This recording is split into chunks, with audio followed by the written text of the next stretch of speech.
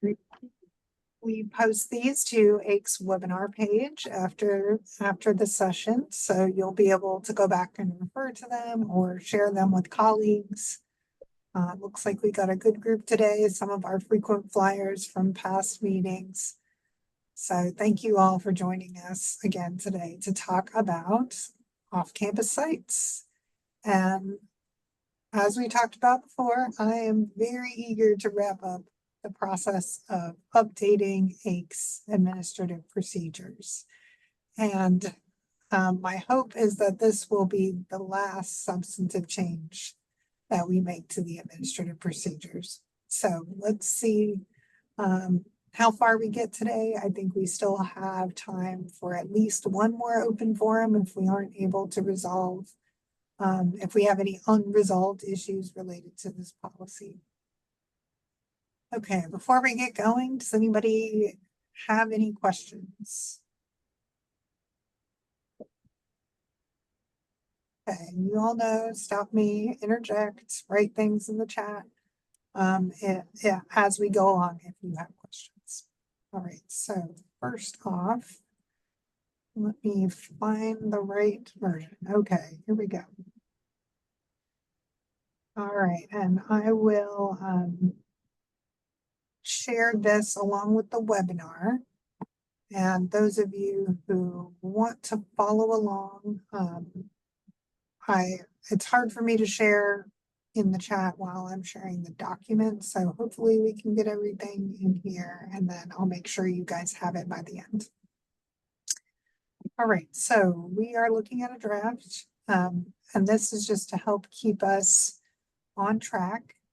You may know or may not know that Legislative Services Agency, where they are the keeper of the administrative code, has recently updated their system to a fancy new content management system that makes it much easier for those of us who are editing and also trying to refer back to administrative policies to find where we're at. So I've copied this from the new version and I've got links down here at the bottom for those who want to go back and check.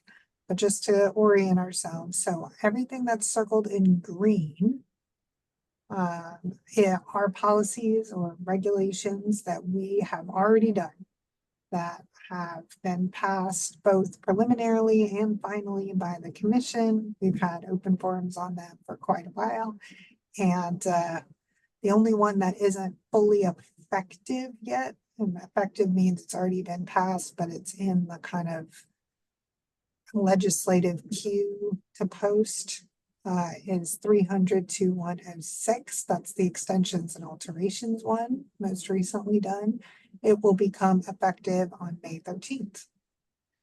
So the two that are kind of on the docket now are 300-105, off-campus instruction, and related to that are these attachments. So it's not necessarily its own rule, but the attachment has some service areas in it that we have talked about before are kind of a relic from a previous era that should probably go away and just be repealed from this section of the administrative code and then put into a policy document that can be maintained and updated more regularly. Okay, so unless there are questions, let's go on to look at 300-105. All right, so I've changed a little bit of my notation to keep with the new conventions. There we go, the new conventions that Legislative Service Agency is using, which is new text goes in blue, text that you're getting rid of goes in red with strike through. Okay, so that should make it at least a little bit easier for us to see where we're at. For those of you who were around back probably a year and a half ago, I think back in 2022, we looked at this policy in September, and I've made some changes since we looked at that old version, but there are still some outstanding things to talk about with everybody. All right, so the original policy, the text that exists from the existing policy is in black.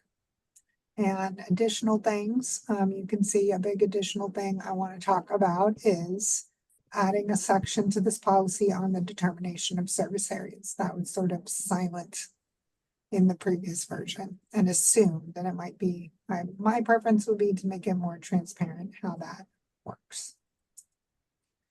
All right, so in addition to the purpose that was there, recommending adding that the purpose of reviewing off-campus sites is to ensure that educational needs are being met while maintaining integrity of service areas. So this goes back to one of AIC's original duties, I think. So our agency was conceived back in 1969, and part of that duty was to understand what the service areas were and kind of keep institutions serving their area rather than encroaching on other areas. And so this language was intended to be transparent about that. All right, commission responsibility, monitor offerings within the state and establish policies. Then we go into definitions. And Rena, you've got your hand up. I do. I'm so Okay. sorry. So just that while maintaining the integrity, talking about service area, how do you think that's going to play out? You know, when we think long term, does that mean that those entities in the state, which I think are most of us that offer online learning, are we then out of our service area if we have students from a different region of the state coming to our institutions online? No, service areas, well, all of this policy, and maybe we'll see it down below, but pertains only to in-person instruction. Okay. And I don't think there is an appetite to increase the scope of this policy to pertain to distance education. And Okay. there's a separate section of AICS regulations that deals with distance education. Right. Which basically, okay. Yeah. I just wanted to bring that up so I make sure. Okay. Thank you.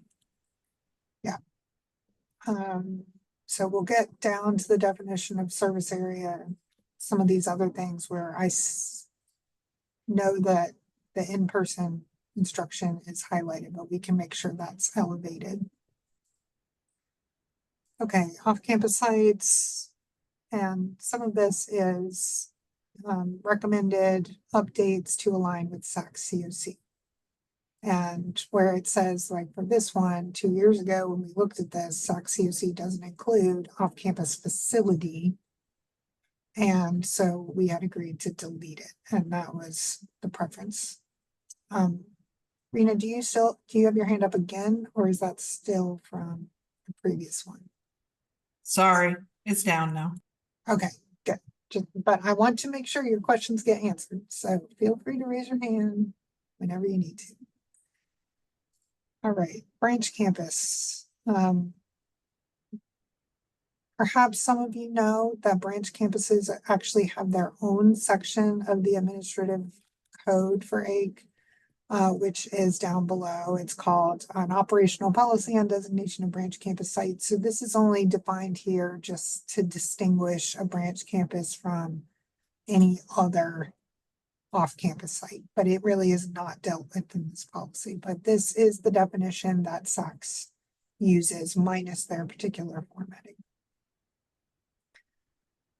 All right, now here's where we get to the face-to-face that we just talked about. So off-campus instruction, I've added in here a recommendation to say 4-credit course, because again, we're not trying to regulate non-credit offerings that are going on for adult education or, quick to market skills-based education. So just those 4-credit ones that we already look at for, the certificates and also the degree programs.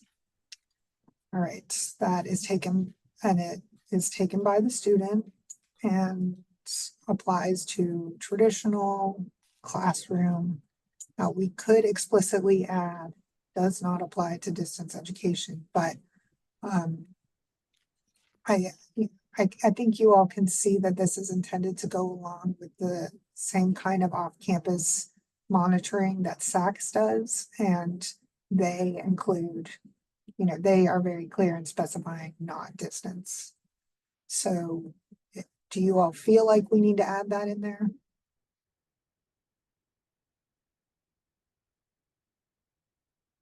No, y'all feel like it's clear enough? If we wanna, let's see, I have the SACS. Let me see if I can. Um, SACS has some guidelines that are if instruction, I think they say if instruction is delivered by distance and the student is required to be at the location, then it's a site, but otherwise not a site. Okay. All right, now there had, it hasn't happened recently. I think the last one of these that AIC process was right when I arrived at the agency about 5 years ago of an off-campus program that needed to be approved. And typically off-campus sites have just courses that are fulfilling a particular need. In some instances, they have a greater suite of courses that are intended to fulfill either a whole program or part of a program. And the original definition under this policy had a program of instruction offered in its entirety, so 100%. And in reviewing the substantive change policy under SACS, they are concerned with 50% or more of the instruction, so the majority of the instruction rather than the entirety of the instruction. And so I am proposing to align that with the way that SACS does their approvals for off-campus sites. This is something that would, create a larger scope for what AIC is looking at for off-campus programs. So I do want to hear from y'all if people have objections about changing this from 100% to 50% or more.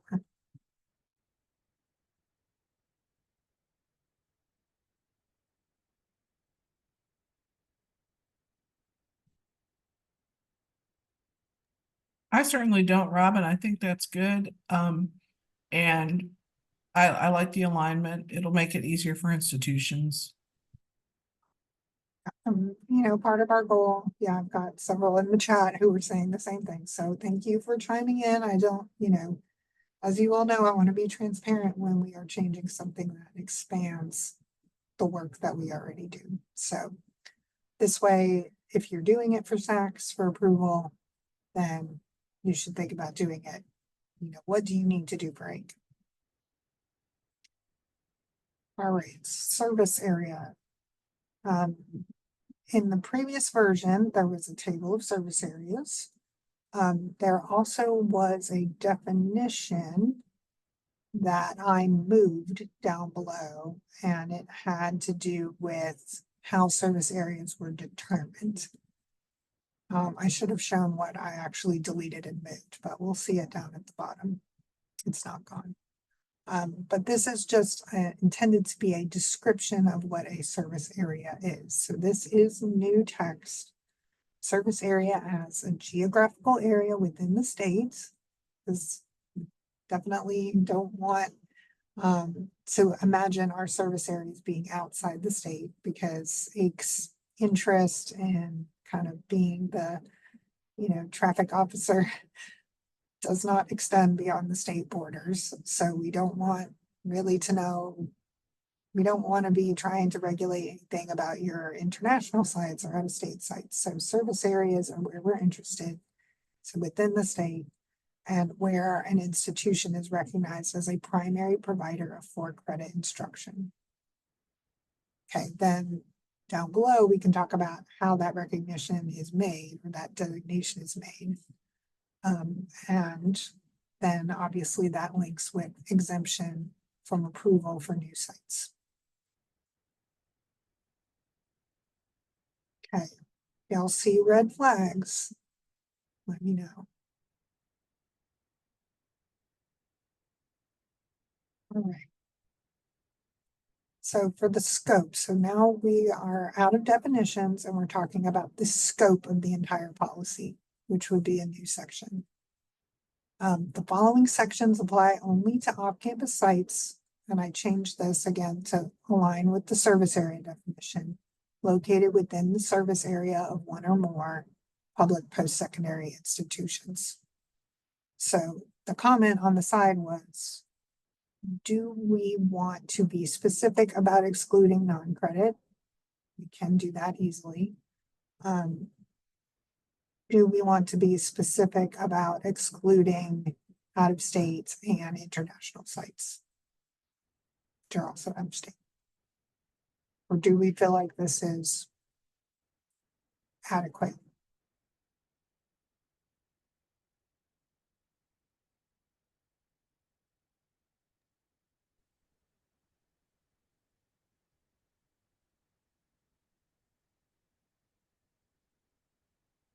Rob, this is Ryan Zayak, University of North Alabama.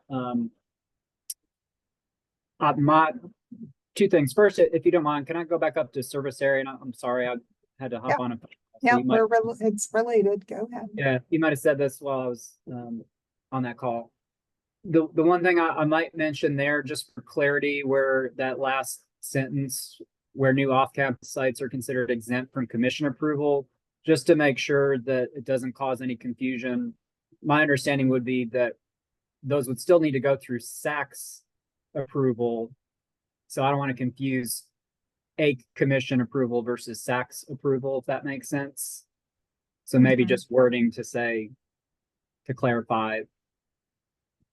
Commission. So you would recommend adding a commission approval? Yes, I think that would make it clear. Yeah, so you're right. Certainly the SACS process doesn't is agnostic about service areas within the state. And then regarding scope, I think if the state's open to it, just limiting it to state as opposed to having to go through international reviews as well would be appropriate.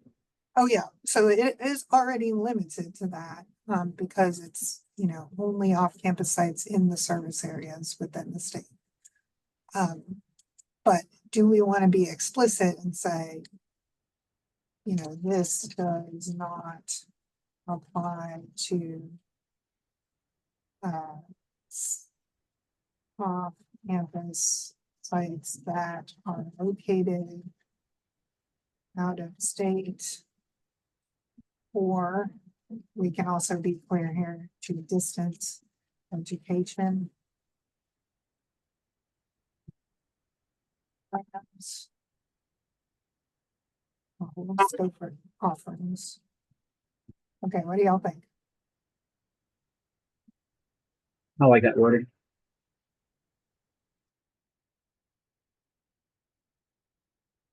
I mean, it basically just makes it clearer, I think, because they more or less mean the same thing. Okay.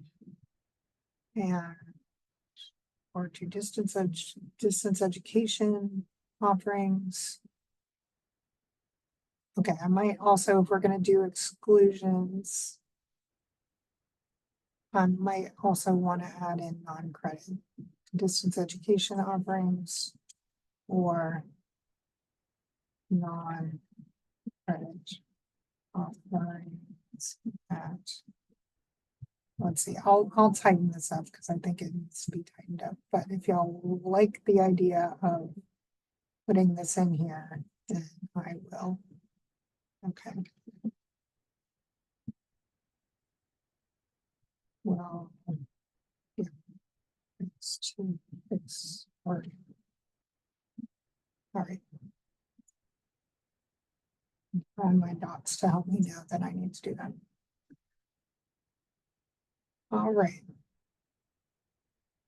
Okay, so if we're good with that, we're moving on to this new section. So this is where the rules kind of start here. Establishment of new off-campus sites. So this was not included in the original policy. It went straight into exempt sites without really saying what the sites were exempt from. Okay, so establishing new sites. First, there must be approval before delivering or credit instruction at a new site unless it's considered exempt.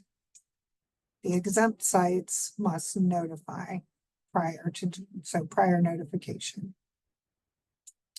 All right, then we go back to the original policy where it describes what exempt sites are. And there are two types of exemptions. One is statutory. These appear in the administrative code. And there are more flexibilities around these exemptions because they appear in the code. So we all know them. These are pretty much established. So are A and B. There might be new sites on reservations. Most often we see new sites where there are business and industry with only employees. Those do come more often. All right, then there are other exemptions that are approved by the commission. And if we want to, maybe we understand here. I hope we're talking about our commission, not SACS. So these commission exemptions are prison sites, individual study abroad. And don't know why they carved that out necessarily because they weren't trying to regulate international before, but okay, there it is. High school sites. 2-year college sites in their service area and university sites in their service area. So we do get pretty regularly these, E and F. One thing that is a little bit not clear to me about the high school sites is whether high school sites should be limited to their service area. So for instance, because high school site is an exclusion in itself, it is not clear to me reviewing these whether, let's take the University of Alabama, North Alabama, because Ryan was just talking. University of North Alabama wants to deliver off-campus instruction at a high school in Huntsville. Not inconceivable, but Huntsville's service area is it's outside its service area, but belongs instead to UAH and Alabama A&M. It's not clear to me whether under this exclusion, that high school site, I would just exempt them. Or would I also apply this service area? It has to be in the service area and then it's not exempt. So I would prefer to have that. I want to get y'all's input on serving high school sites that are out of your service area, I guess is the question.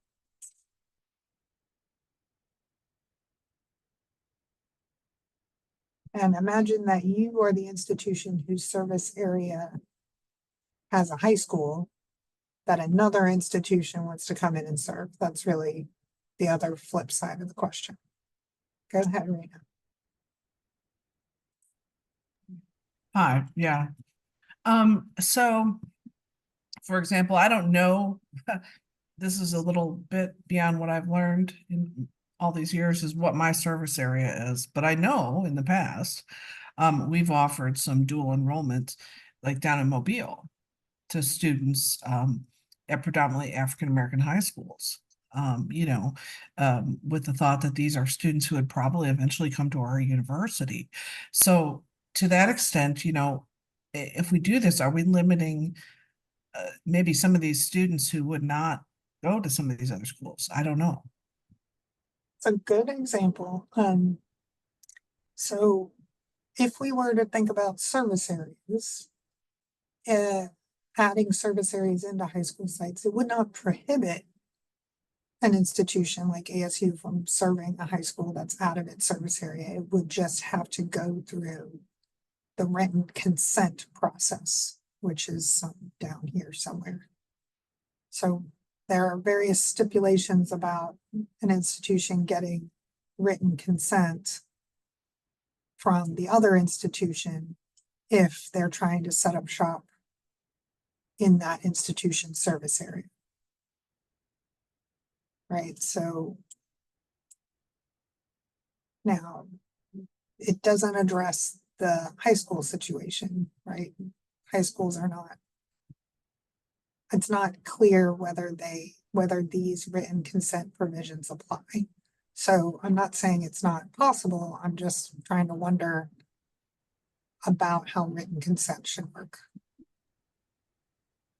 I mean, my feeling for us, at least today, and I'm gonna just have to defer to being an ASU person on this point.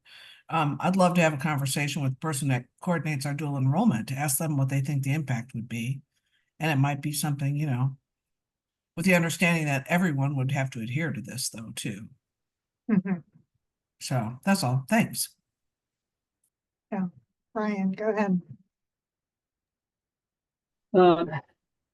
One of the things that comes to mind is part of this discussion, in part because this has happened with UNA, is we've actually been approached by high schools from areas that are, I guess by definition, outside of our service area because they were not happy with the options that were available to them. So if we were to define it this way, which means we would have to get consent from the other institution that was providing those services to those high schools, I think that could create difficulties for schools that are looking for an alternative option since they're not happy with the current availability in their area. So it'd be something else to consider.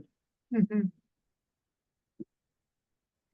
You know, and Brian, to his point too, what about how would this be impactful with our community colleges? You know, would we have to, you know, we could go a little further afield and then suddenly we're having to request it from the permission from a community college?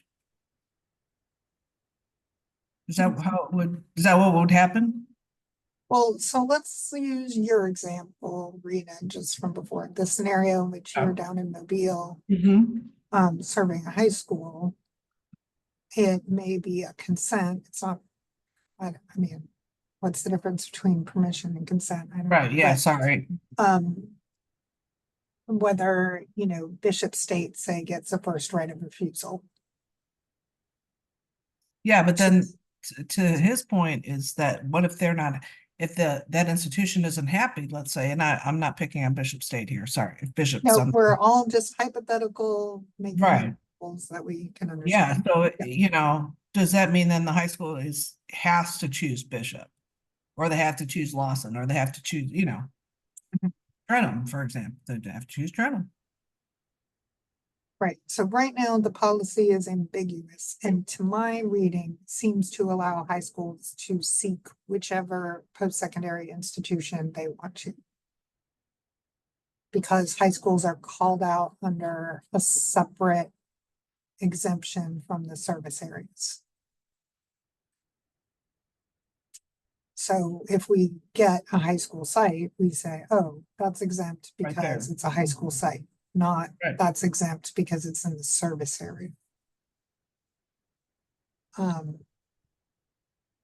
So all of these instances that y'all are bringing up are kind of encouraging me to think we should just leave it this way, where the high school site, its primary exemption is based on its dual enrollment status rather than its service area. But I think the consequence of doing that is you may be in a service area and another institution, whether it be a community college or a university, could come in and serve the high schools in your area without telling you. Right. No, I hear that. That's why I want to have a conversation on my campus about this. Mhm. Yeah, and you know, we could also consider a kind of in between. Rather than making it subject to written consent, it could be written notification. you know, by the way, we're gonna be offering this. Or maybe the AIC notification takes care of that, because notifying AIC and it goes on our agenda is writing it on the board for everybody to see. Do you at eight currently know who's serving high school sites? We are trying to corral all that information. Previously, the off-campus sites have been a little bit of, let's say, haven't been kept in an inventory. They Right, had been reviewed on a, you know, case by case basis. So institution wants a new site, it comes, and then there had been an annual report. We are now trying to be more systematic and keep an inventory of the sites. And this is one of the areas that has clearly been implemented inconsistently. So some institutions are reporting all of their high school sites and are very much on top of this. And other institutions haven't been telling us about high school sites, and so we gotta go and figure out what's going on. So, we are working on it. And we are actually for June, hoping to put forward the most recent annual report of off-campus sites that will include all known sites. okay. I mean, I think that knowing from my, you know, I'm always one, I like to know what's going on before we, you know, over legislate something. Mhm. And knowing that would, I know for me would be helpful. I like the, I mean, I like letter D is not a problem. I just question kind of, yeah, what's gonna happen moving forward if we take kind of the entrepreneurial spirit away from our institutions. Right, or choice away from the high Choice. schools. is Or yeah, something and the I hear. students themselves. Yeah, exactly. Okay, so what I will write a note to myself, and y'all tell me if we're 4/18/24 consensus. First is to discuss with institutional leaders before recommending. And y'all will know that that also means you're like dual admission, you know, dual enrollment people. Are we good with this?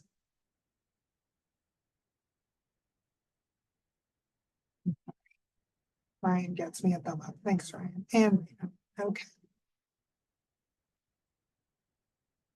All right, so back to the exemptions. All right, service areas are clearly important with the exemption. I'm recommending taking away State Board of Education approved service areas because community colleges are not regulated by them.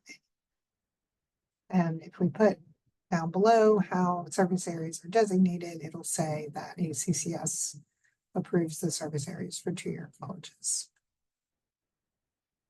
All right, so just to help us figure out where we are, we're talking about the establishment of new sites.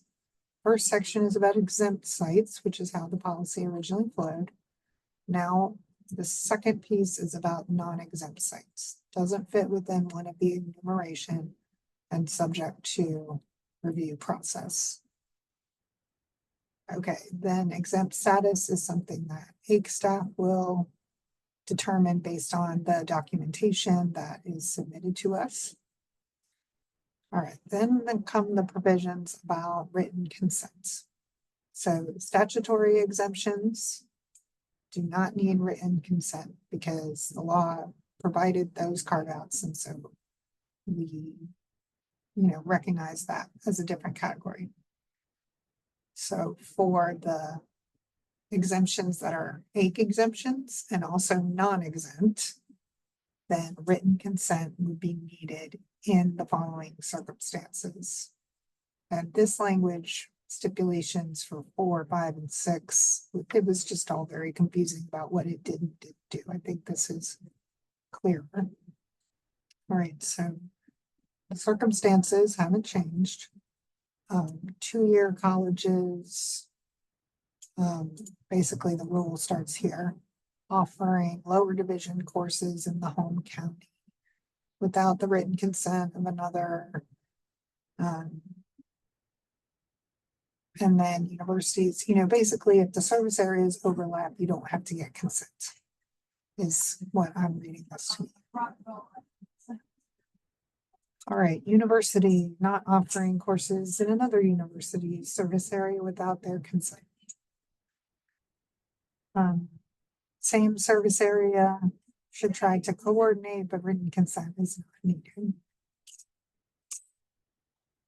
All right, this provision, what it is referred to in another part, the branch site, is the 25-mile rule. No off-campus site may be located nearer than 25 miles to the main campus of another institution without their written consent. And I'm not exactly sure why this one was special. It was actually down here under regular review. But because it talks about written consent, it made more sense to go up here. But I don't know why they needed to call out the 25 miles versus the service area. Perhaps their service area, like this kind of gets even within a service area, it's trying to make the institution that's the closest the priority.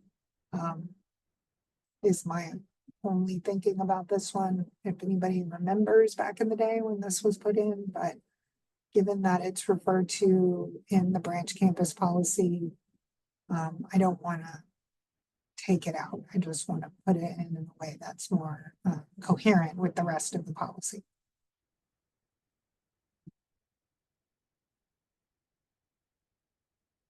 All right. Okay, now then No, there's the. sorry, Robin, this is Rena Yeah. again. I'm always just butting in. Oh, Sorry. okay. Uh-huh. About number 4, again, one of those items. Does AIC have a map that shows where all the institutions and all the off-campus sites are? I don't mean a directory, but a map of the state with those. I identified. think that is the goal, is to put one of those together once we get our inventory I complete. guess I'm thinking alike. But really what this is for the institution Mhm.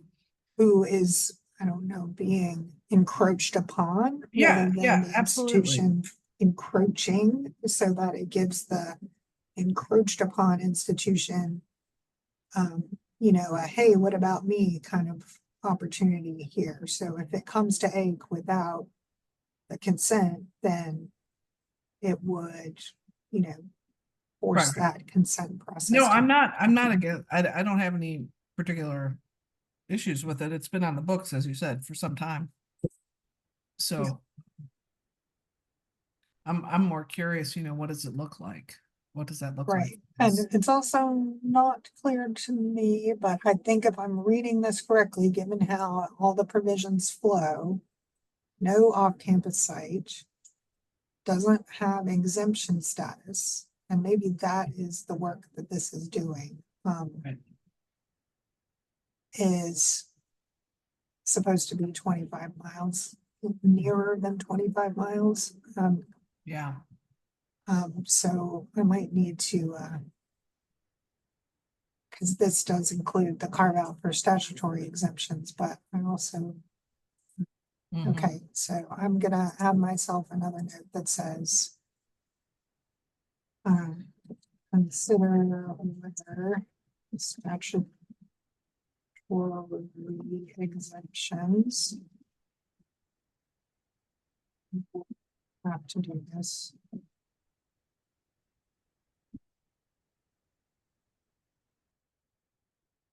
Okay, Ryan, go ahead. Can I assume that if this, and once this is passed, this will not be retroactive? So will existing sites be grandfathered in? So for example, we just got SAC's approval for an off-campus instructional site at Limestone Correctional Facility.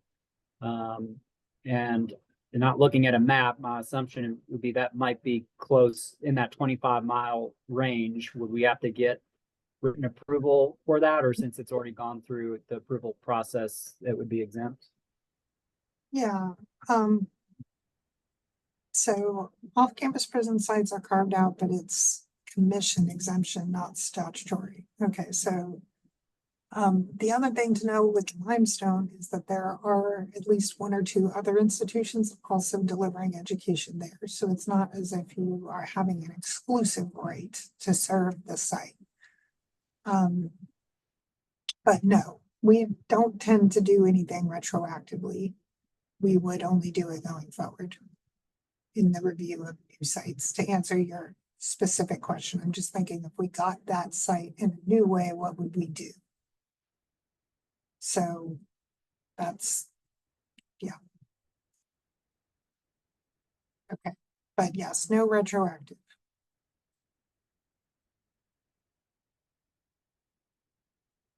All right, statutory exemption.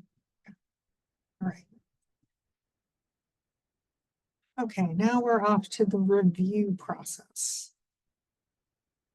Okay.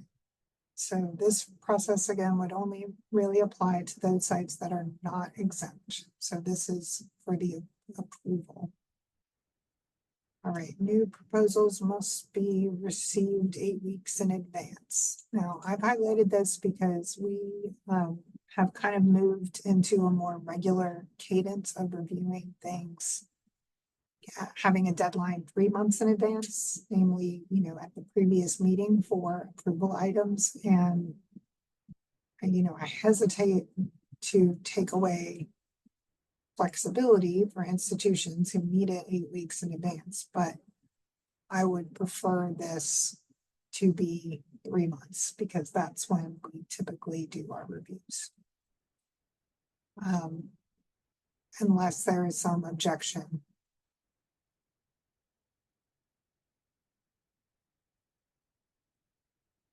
Now, I should mention that there are cases, and this is not, I have certainly had this happen recently where an institution will call and say, oh my gosh, we have to deliver education at this site and Saks is asking for this letter. Can we move it forward? And we do accommodate those things, but we don't want to be beholden to accommodate those if we can't do a proper review. So I'm not hearing any major objections, but I do think it would be worth, I don't know if any community college folks are on the call, hearing from them because they tend to be much more, speed to educational market here about whether this change would work for them. Or perhaps we need, a carve out that says must be received by the deadline unless there is some kind of extenuating circumstance.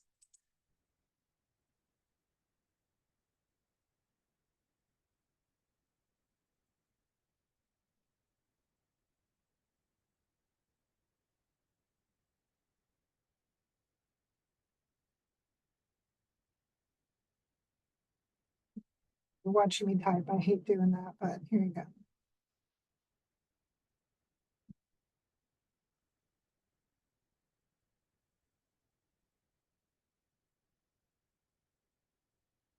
All right, so now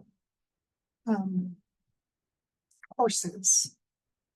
So the courses, this might need to be reorganized a little bit because the courses do have to be submitted for both exempt sites and non-exempt sites. And the exempt sites are notification, the non-exempt sites are approval. And then there is this question about upper division or graduate courses. So that kind of pertains to the off-campus program. And here we're adding this, I should add this in blue, sorry folks. This is recommended new language that would say if there are these upper division or graduate courses, we just want to know which program they go to and whether it crosses that 50% threshold or not.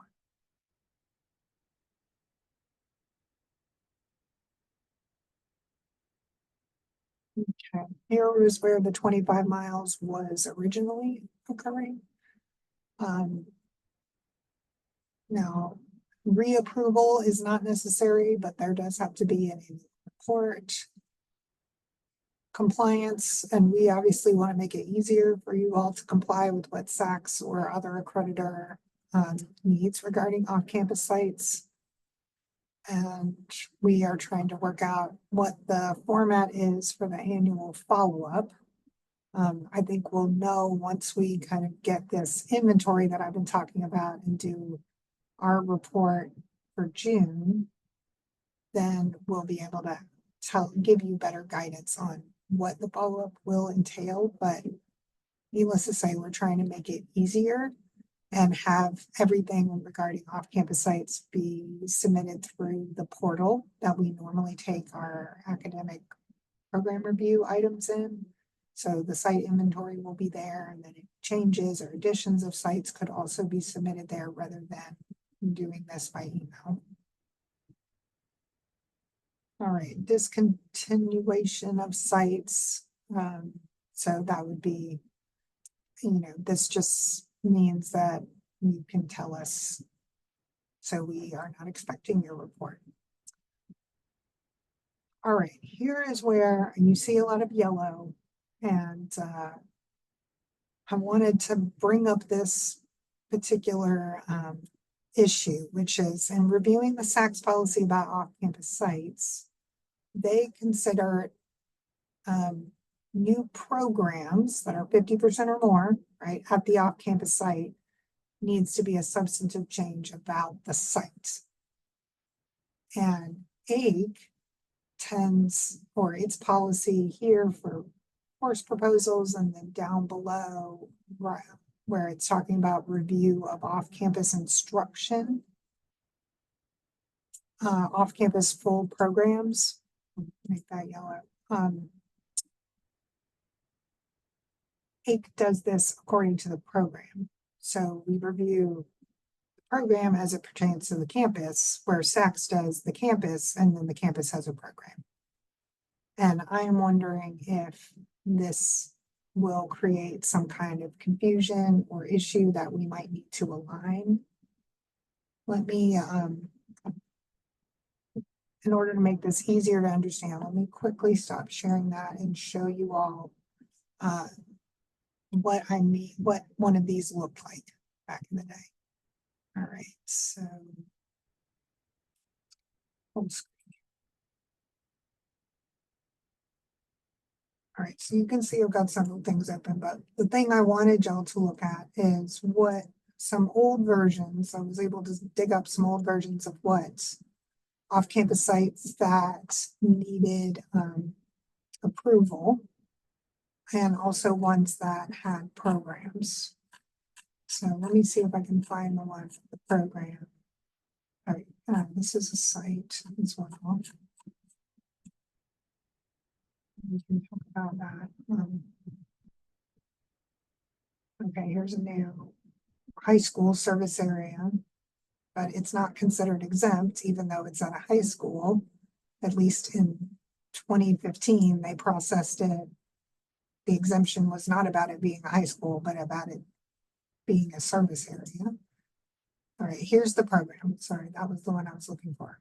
So back in 2012, before Athens State had gotten its new role to grant master's programs, the University of North Alabama wanted to deliver its MBA program at Athens State and needed to request an off-campus program at Athens State. So for AIC's purposes, all of the paperwork was about off-campus program and not about the site, except that the program was being offered at the site. The program obviously was already in the inventory at UNA, and so most of this just wasn't as full as a new program proposal, but was about why UNA was equipped to deliver such a program at the off-campus site, including budgetary impact. And there was the, written consent from the institution. And then here's what there was some paperwork course list. But because it's all, you know, upper division, in this case, master's program coursework, then it needs to go through as a program.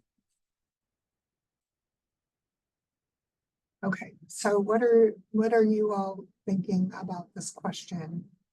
Insofar as whether it makes sense for AICS policies to continue to be organized around off-campus programs? Or should we kind of turn it around the same way that SACS does and talk about the site, and then the site has programs?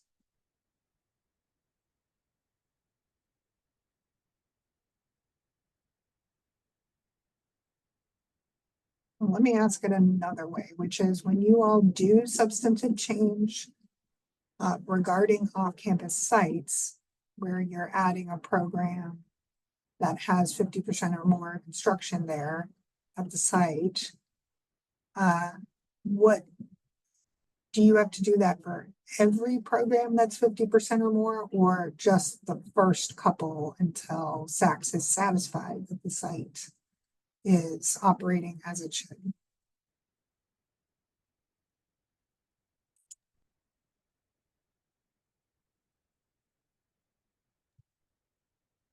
I'm not You serving. can offer, go Sorry. ahead, Ryan.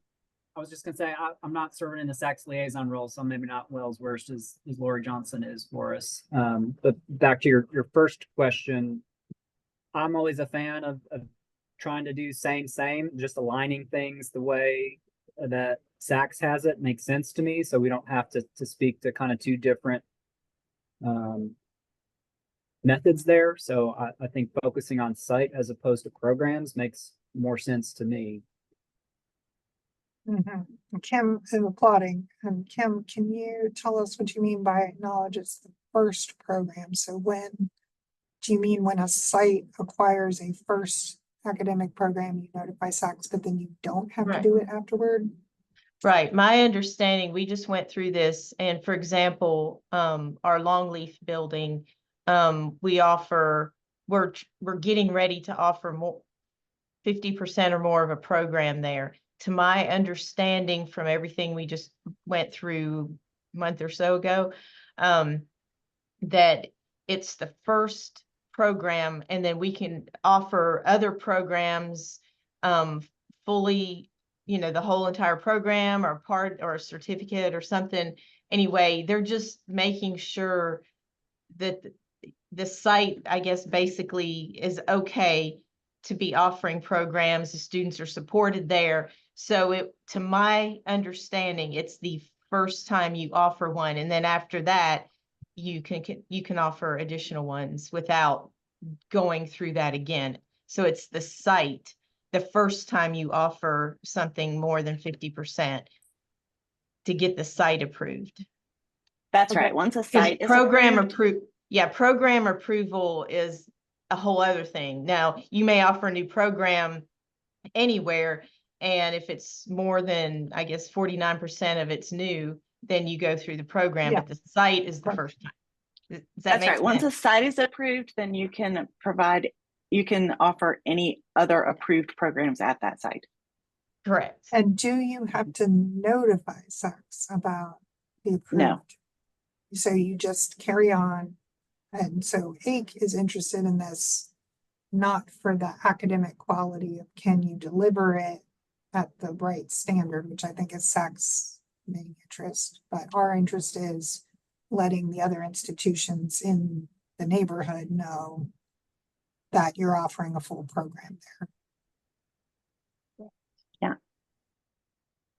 So that does mean that AICS policy as it is now is already asking for more than what you submit to SACS related to full programs that are delivered off campus. And I don't think that we don't want to let that responsibility go.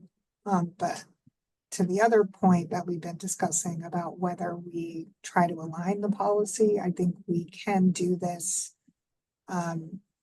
by shifting the language to not be about an off-campus program, which is how our policy language is organized, but to be about the modification of the off-campus site. And so originally the site, gets submitted with certain courses, and then maybe once we get to that threshold, the institution would submit a modification of the site to include the program above, so that way it's either notified that the program is going to be delivered or approved, which is what had happened in the past. There were these approvals. And my thinking is that, or at least maybe my interpretation, but again, it hasn't happened for a long time now, is that if the site had to be approved because it was not exempt, then the program also would have to be approved at the site.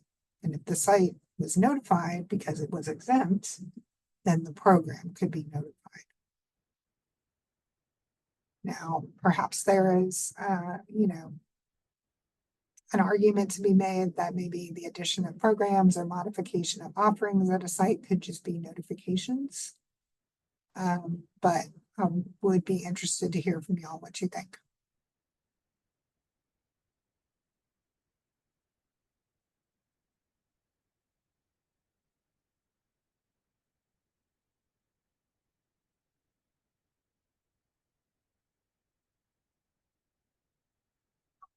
Okay. I know we're getting to the end, and it's been a long and somewhat in the weeds discussion, so I appreciate those of you who've been chiming in. So what I'm gonna do is, based on this recommendation about the site versus the program and some of the other things we discussed, I will revise the language. Well, I'll publish this. Let me close the document and I'll share it right now so that y'all can see it. And then I will also publish the webinar. And then I will work on cleaning up the document based on our recommendations. And my proposal would be to have another one of these meetings in 2 weeks. Do you all think you could come back and join us to clean up some of these things in 2 weeks? Yes. And talk about, internally talk about your, process for off-campus sites, and also the process for dual enrollment.